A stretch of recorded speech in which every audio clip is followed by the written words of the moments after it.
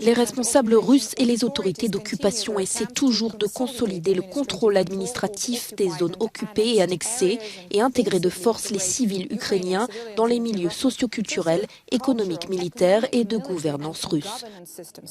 L'Institut pour l'étude de la guerre dit que les responsables d'occupation et les forces russes ont continué à intensifier leurs opérations de filtration dans les territoires occupés par la Russie en Ukraine. Voici comment les stratégies de filtration russes fonctionnent.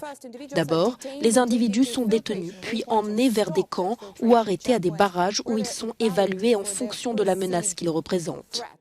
Les personnes jugées les plus dangereuses sont probablement détenues et emprisonnées en Ukraine orientale ou en Russie.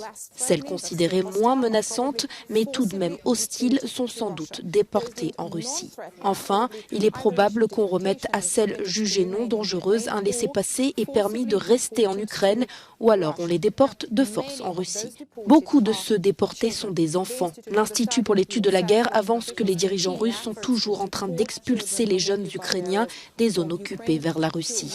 Les autorités installées par la Russie dans l'autoproclamée République populaire de Louhansk ont affirmé avoir envoyé des enfants de cette région ukrainienne vers la région de Krasnodar en Russie. Selon le Bureau national d'information de l'Ukraine, près de 11 500 enfants ont été déportés, et ce sur la base des appels de parents à la recherche de leurs enfants.